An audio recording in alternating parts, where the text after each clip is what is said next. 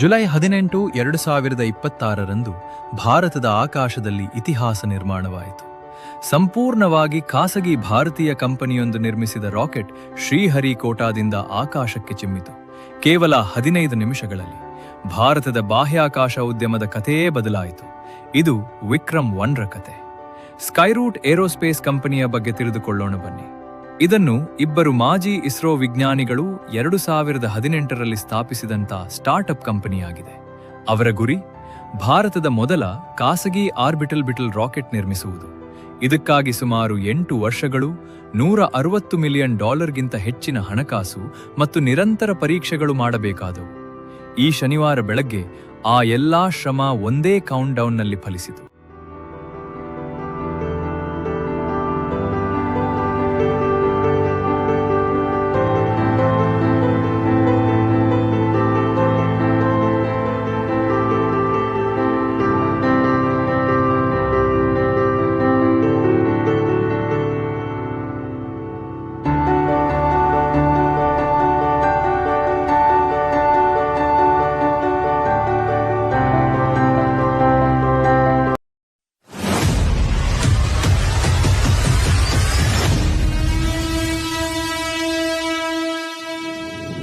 ವಿಕ್ರಮ್ 1 ಅನ್ನೋದು ಒಂದು ಸಣ್ಣ ಯಂತ್ರವಲ್ಲ.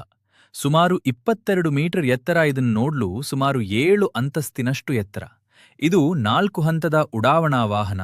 ಅದರಲ್ಲಿ 3 ಘನ ಇಂಧನದ ಹಂತಗಳು, 350 ಕಿಲೋಗ್ರಾಂವರೆಗೆ ಪೇಲೋಡ್ ಅನ್ನು ಆಕಾಶದಿಂದ ಕೆಳಗಿನ ಭೂಕಕ್ಷೆಗೆ ಸಾಗಿಸುವ ಸಾಮರ್ಥ್ಯ ಹೊಂದಿದೆ. ಇದನ್ನು ಭಾರತದ ಬಾಹ್ಯಾಕಾಶ ಕಾರ್ಯಕ್ರಮದ ಪಿತಾಮಹ ವಿಕ್ರಮ್ ಸಾರಾಭಾಯಿ ಅವರ ಹೆಸರಿನಲ್ಲಿ ಇಡಲಾಗಿದೆ. ಈ ಮಿಷನ್ಗೆ ಸೂಕ್ತವಾದ ಹೆಸರು ಮಿಷನ್ ಆಗಮನ್, ಅಂದರೆ ಆಗಮನ ಎಂದರ್ಥ. ಮೂಲ ಉಡಾವಣಾ ಸಮಯ ಬೆಳಗ್ಗೆ 6 ಗಂಟೆಗೆ ಫಿಕ್ಸ್ ಮಾಡಲಾಗಿತ್ತು. ಆದರೆ ಟೈಮೈನ್ -5 ನಿಮಿಷದಲ್ಲಿ ಕಂಡುಬಂದ ತಾಂತ್ರಿಕ ಸಮಸ್ಯೆಯಿಂದ 35 ನಿಮಿಷಗಳ ವಿಳಂಬವಾಯಿತು. ಎಂಜಿನಿಯರ್ಗಳು ಆ ಹೋಲ್ಡ್ ಅನ್ನು ಪರಿಹರಿಸುತ್ತಿದ್ದಂತೆ ಉದ್ವೇಗ ಹೆಚ್ಚಾಯಿತು. ನಂತರ ಬೆಳಗ್ಗೆ 6 ಗಂಟೆ 35 ನಿಮಿಷಕ್ಕೆ ವಿಕ್ರಮ್ 1 ಬೆಂಕಿ ಮತ್ತು ಹೊಗೆಯೊಂದಿಗೆ ಆಕಾಶಕ್ಕೆ ಚಿಮ್ಮಿತು. ಆ 3 ಘನ ಇಂಧನ ಹಂತಗಳು ನಿರೀಕ್ಷೆಯಂತೆ ಕಾರ್ಯನಿರ್ವಹಿಸಿದವು. ನಂತರ ಬಂದದ್ದು ನಿರ್ಣಾಯಕ ಕ್ಷಣ. ಆರ್ಬಿಟ್ ಅಡ್ಜಸ್ಟ್ಮೆಂಟ್ ಮಾಡ್ಯೂಲ್ ಎಂಬ ದ್ರವ ಇಂಧನ ಕಿಕ್ ಹಂತ ಪೇಲೋಡ್ ಅನ್ನು ನಿಖರವಾಗಿ ಕಕ್ಷೆಗೆ ಸೇರಿಸಲು ಸುಮಾರು 6 ನಿಮಿಷಗಳ ಕಾಲ ಉರಿಯಿತು. 3, 2, 1, 0. And we have liftoff of Vikram 1, India's first private orbital launch vehicle. And we have great views coming from the tracking cameras. And isn't this quite something? Vikram 1 ने अपनी उड़ान भरी. प्रथम चरण का प्रज्वलन प्रारंभ हो चुका है. विक्रम 1 ने प्रक्षेपण पथ को लांघकर आकाश को भेदने का निर्णय ले लिया है, एक ब्रह्मास्त्र की तरह.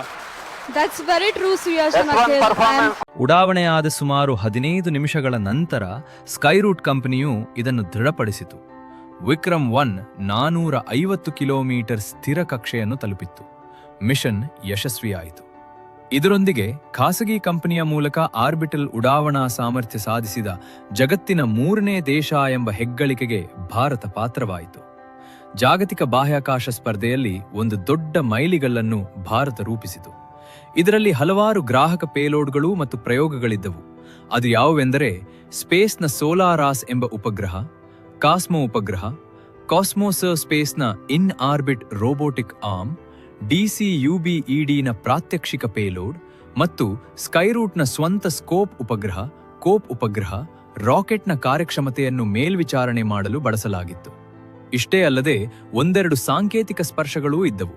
18 ಕ್ಯಾರೆಟ್ ಚಿನ್ನದ ರಾಕೆಟ್ ಮಾದರಿ ಮತ್ತು ವಜ್ರ ಆಧಾರಿತ ಕಲಾಕೃತಿಗಳು ಈ ಐತಿಹಾಸಿಕ ಪ್ರಯಾಣದಲ್ಲಿ ಜೊತೆಗೂಡಿದವು. ಈ ಉಡಾವಣೆ ಭಾರತವನ್ನು ನೇರವಾಗಿ ಜಾಗತಿಕ ವಾಣಿಜ್ಯ ಬಾಹ್ಯಾಕಾಶ ಸ್ಪರ್ಧೆಗೆ ಕರೆದೊಯ್ಯುತ್ತದೆ. ಸ್ಪೇಸ್ಎಕ್ಸ್ನಂತಹ ಆಟಗಾರರೊಂದಿಗೆ ಬೆಳೆಯುತ್ತಿರುವ ಸಣ್ಣ ಉಪಗ್ರಹ ಉಡಾವಣಾ ಮಾರುಕಟ್ಟೆಗಾಗಿ ಸ್ಪರ್ಧಿಸುತ್ತದೆ. ಖಾಸಗಿ ಭಾರತೀಯ ಕಂಪನಿಗಳು ವಿಶ್ವದರ್ಜೆಯ ರಾಕೆಟ್ಗಳನ್ನು ನಿರ್ಮಿಸಿ ಹಾರಿಸಬಲ್ಲವು ಎಂಬುದಕ್ಕೆ ಇದು ಸಾಕ್ಷಿ ಎಂದು ಸ್ಕೈರೂಟ್ನ ಸಿಇಒ ಹೇಳಿದ್ದಾರೆ. ಇದು ಕೇವಲ ರಾಷ್ಟ್ರೀಯ ಮೈಲಿಗಲ್ಲಲ್ಲ, ಭಾರತೀಯ ಖಾಸಗಿ ಬಾಹ್ಯಾಕಾಶಯಾನದ ಯುಗವು ಅಧಿಕೃತವಾಗಿ ಪ್ರಾರಂಭವಾಗಿದೆ ಎಂಬ ಸಂಕೇತವಾಗಿದೆ. ಒಂದು ಧೈರ್ಯಶಾಲಿ ಕಲ್ಪನೆಯ ಸ್ಟಾರ್ಟ್ಅಪ್ ಕಂಪನಿಯಿಂದ ಕಕ್ಷೆ ತಲುಪಿದ ರಾಕೆಟ್ವರೆಗೆ ವಿಕ್ರಮ್ 1ರ ಯಶಸ್ಸು ಭಾರತದ ಬಾಹ್ಯಾಕಾಶ ಕಥೆಯಲ್ಲಿ ಹೊಸ ಅಧ್ಯಾಯದ ಆರಂಭವನ್ನು ಸೂಚಿಸುತ್ತದೆ.